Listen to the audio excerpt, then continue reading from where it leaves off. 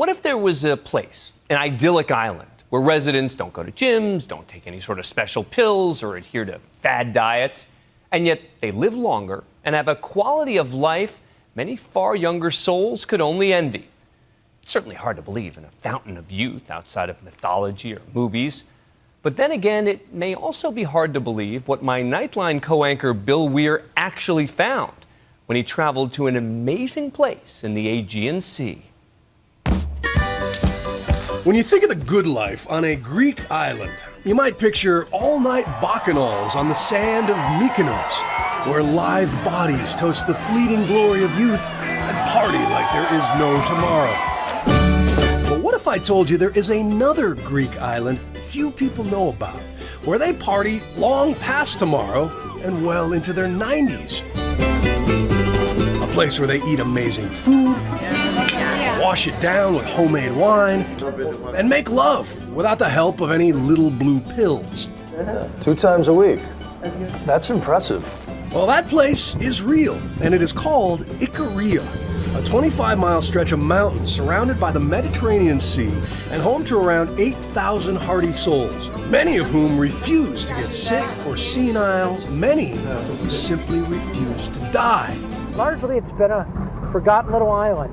Dan Buettner is a fellow with National Geographic and an expert on so-called blue zones, places like Okinawa, Japan, Sardinia, Italy, places where people manage to outlive the rest of us by 10 years or more. This island had 10 times more siblings over 90 than any place else in the world. How many grapevines do you have? When he first began investigating this place, he found a guy named Stamatis Moriitis, an Icarian who moved to the States as a young man and stayed until age 66 when he was diagnosed with cancer. Given just a few months to live, Stamatis moved back home, planted a garden, and waited to die. Who's that handsome fellow? But death never came. And 36 years later, after he'd outlived all of his doctors, he passed peacefully at 102. You don't want to live to 100 if the last 20 years of your life you're disabled in a bed. Here they live a very long time. They tend to die peacefully in their sleep and occasionally after sex. They also have all their mental faculties in place. Americans will spend about $500 billion a year by 2050 on dementia. And here they have only a small trace of dementia. So in other words, living a long time and staying sharp to the end are going hand in hand. So what's their secret here? And can we steal it? Well, it turns out that finding theories is as easy as finding spunky seniors, like Evangelina. What is your secret? Ah, that's what it is. You've got a friend upstairs.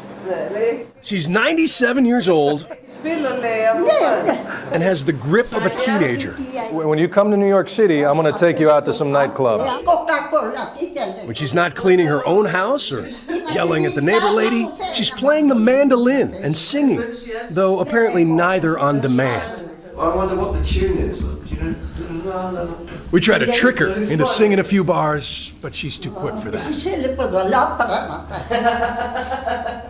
You're going to be 125. And then there's Konstantinos, a century old and still showing up for work every day. The cane helps with the wooden leg. He lost the real one fighting in World War II. And his secret is home brewed. So I'm not allowed to drink the entire bottle of wine at one time. Wine and wisdom from a 100-year-old Greek. You still work? Oh, yeah. Yeah? Tire, stop. Oh, that's it. That's it. Demetrius is just a baby at 78, but well on his way. So what is the secret Yes. to Ikaria? Wine? Wine, yeah. Oh, yeah. 3 glasses a day. And if you think living forever means giving up other vices, meet Grigoris, 100 years old and a pack-a-day smoker. Yeah, you better watch those things, man. And attention, ladies, he is looking for love. How old does he want his next wife to be? About 60, 55, 60. You cradle robber. It soon becomes obvious that these are people who maximize social engagement and minimize stress. And the best way to do that is to throw away the clock. And they have a very strange routine. They tend to wake up late. They'll work in the morning, eat lunch about 1 or 2, take a nap, and in the summer, people will stay up to 2, 3 in the morning. See, that's my kind of circadian rhythms right there. I could get behind that schedule. When Ben Franklin came up with that whole early to bed, early to rise stuff, he obviously had never been to Ikaria or met guys like Grigoris. On some nights, he'll be on the prowl until early morning. Really? Why? You were dancing naked after the wine. If you don't like what you see, get out of here.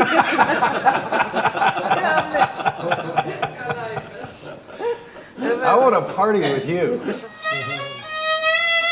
But be careful what you wish for. See, Ikaria is named after Icarus. You remember the guy in Greek mythology who flew too close to the sun and crashed into the sea?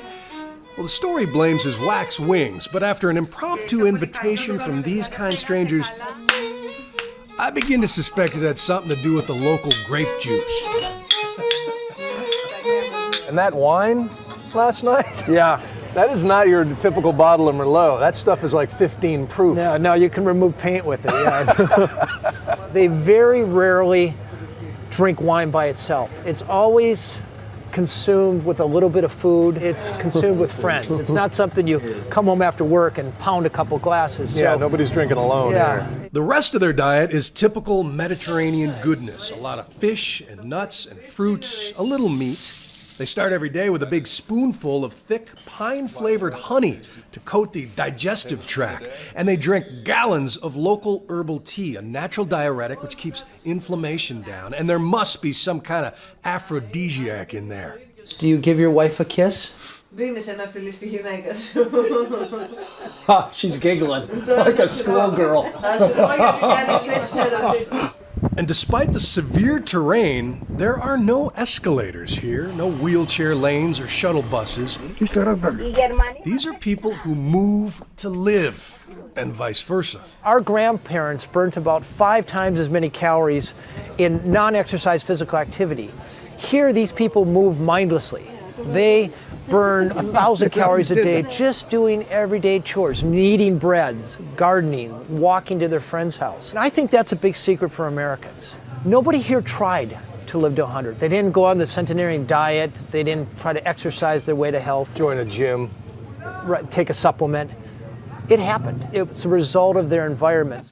And when it comes to mental health, here's another huge key. Old folks are treasured in this society. The idea that they would warehouse their seniors is a vile thought here. Yes. Yeah, the idea of putting your aging parent in a retirement home would bring shame to the family. They're seen as repository of wisdom. They help with childcare. They help with the garden. They feel like they have a sense of purpose. They're not just told, well, you've worked for 40 or 50 years and now, go down to Florida and retire. All we know for sure is that people are living 8 to 10 years longer without dementia. They do so without depression, without heart disease and cancer, big killers in America. They don't have any special genes. There's some combination between the way they live and their environment that is yielding extraordinary longevity. You're just getting stronger and stronger. But if Evangelina gets her way, scientists and reporters will be stopping by her house for years to come to hear the secret to a long and happy life.